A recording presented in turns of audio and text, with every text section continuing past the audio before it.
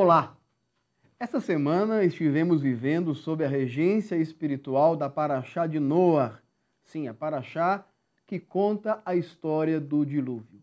A Paraxá de Noar, a porção semanal correspondente à Paraxá de Noar, está registrada nos capítulos 6, verso 9, ao capítulo 11, verso 22 de Gênesis, 6, 9 a 11, 32.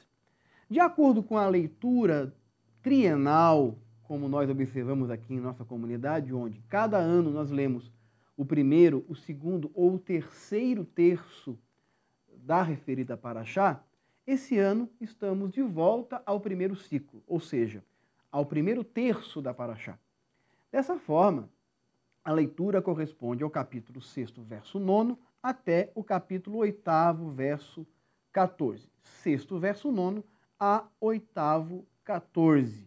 Sendo a Haftará o capítulo 54, verso 1 até 55, 5 do livro do profeta Isaías. A Paraxá de Noar relata a história do justo Noé. Sim, Noar, filho de Lamer, ele foi considerado um justo em sua geração. Aliás, esse é o conceito de justo, né? Um tzadik. O que é um tzadik? Um justo é alguém que, em sua geração, seja capaz de representar o caráter do Todo-Poderoso, o caráter de Deus. A justiça que Noar trazia consigo era tão séria e tão profunda que foi capaz de mudar o plano divino. Veja, nem mesmo Avraham Avinu, nos seus dias, ao rogar por Sodoma e Gomorra, foi capaz de mudar os planos divinos. Nem Moshe Rabbeinu foi capaz de mudar os planos divinos, mas Noar foi capaz de fazer isso. Diz o texto de Gênesis que a população humana se desenvolveu, aumentou em número e em perversidade, de forma que Deus disse: o meu espírito não estará para sempre com o homem, porque o seu intento é mau desde sua juventude, de forma que me arrependo de ter criado a humanidade. No entanto, o versículo seguinte nos dá um raio de esperança, nos dizendo: mas Noar era um homem justo, de forma que Deus olhou para ele. Noar andava com Deus. Quando Noar estava para nascer, seu pai e sua mãe, ao escolherem um nome para ele, optaram pela palavra descanso, consolo. A palavra Noar significa descanso, consolo, porque seu pai disse: porque este menino trará consolo, trará descanso a essa geração amaldiçoada por Deus. Os filhos de Deus, como é registrado em Gênesis, representam aqueles que buscavam a Deus, aqueles que buscavam o Deus de Adão. É dito que o neto de Adão, chamado Enos, foi o primeiro homem a invocar o nome do Senhor. Ele era filho de Sete, aquele que substituiu a figura de Abel, a quem Caim houvera matado. Enos estabeleceu o culto ao Deus Criador e, desde então, Deus vem sendo invocado. Conta o Midrash que Enos foi o primeiro dos justos e o último dos justos da geração pré-diluviana tenha sido Noar. Noar recebeu o legado espiritual que veio desde Enos até os seus dias. Entre esses justos estava Matusalém, estava Enoque e muitos outros personagens ali citados. Esses homens precisaram morrer antes de Deus enviar o dilúvio. Houve um momento em que os filhos de Deus começaram a se casar com aquilo que a Torá chama de as filhas dos homens, ou seja, começaram a se apaixonar por mulheres que não faziam parte do legado espiritual de outros povos que surgiram sobre a terra, de forma que aqueles que governaram a terra depois deles era fruto de uma sociedade de valores mistos e de seres humanos frutos de uma educação inicial de um lar dividido. E isso gerou a sociedade deplorável daquela época. Então, quando Noar nasceu, ele já nasceu com o objetivo de trazer um renovo para a sua geração.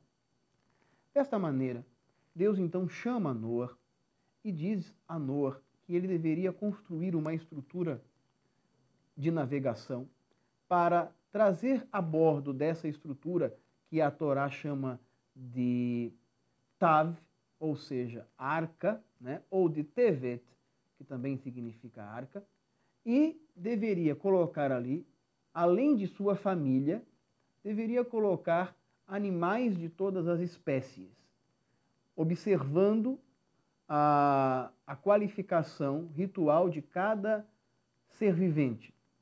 Dos animais considerados puros, ele deveria colocar 7 casais de cada espécie, 7 casais. E dos animais considerados impuros, apenas um casal de cada espécie. O que nos leva a concluir que Noar já conhecia os elementos e os critérios para se distinguir entre um animal puro e um animal impuro, ao contrário do que muita gente pensa de que Noar não observava tais regras. Pois bem, eu não vou entrar propriamente no sentido do que esses animais representam, mas o que importa é que Noar formaria uma nova sociedade. Noar traz para consigo sua família, os animais que Deus lhes havia orientado para preservar, quando então o dilúvio, a destruição pela água, deveria vir sobre toda a região habitada do planeta. Dessa forma, foi dito que os seus dias, os dias daquela sociedade, seriam de 120 anos. Muita gente pensa que isso é uma forma de limitar a velhice, limitar quantos anos o homem viveria. E não é nada disso. Na verdade, o homem viveria o tempo que fosse. Muitos homens viveram muito mais tempo depois daquele período. Os 120 anos estava ligado a um período desde quando Deus deu essa palavra até a chegada do dilúvio, que não excederia 120 anos. Ou seja, 120 anos se passariam e não antes que o último justo morresse, Deus enviaria o dilúvio. E o último justo a morrer sobre a terra foi Enoque. A morte de Enoque marca a liberação para a descida do dilúvio. Enoque morre no ano do dilúvio. Então são preservados Noar, seus 3 filhos, sua esposa e suas noras.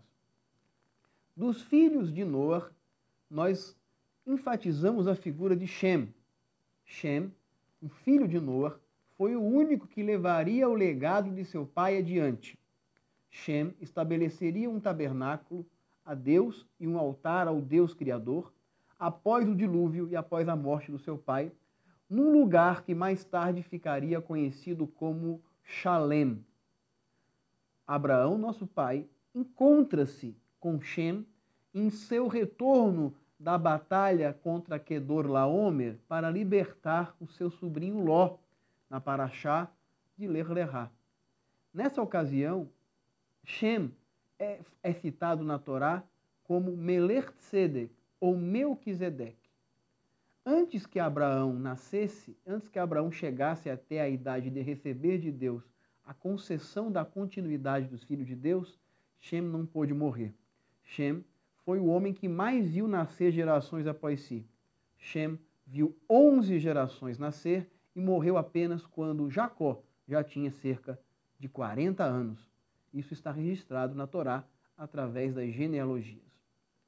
Shem representa o primeiro sacerdócio, o sacerdócio eletivo. Chamado de Melquisedeque, ele está citado no Salmo 110. Ele será sacerdote para sempre, segundo a ordem de Melquisedeque, referindo-se nesse caso a Mashiach, que recuperaria o sacerdócio de Shem, o sacerdócio de Melquisedeque, e traria consigo novamente a justiça sobre a terra. Que a Parashá de Noa possa nos ajudar a refletir sobre o nosso papel na sociedade, na humanidade e na história humana. Sejamos nós como Noa, sejamos nós um justo no mundo para que toda a sociedade possa ser preservada. Se você tem gostado dessas nossas meditações, das meditações das Parashot, você pode ajudar a divulgar essa mensagem, não apenas se contentando em assisti-las, mas curtindo, comentando e compartilhando-las. Que Deus lhe dê um Shabbat Shalom e uma ótima semana desde já.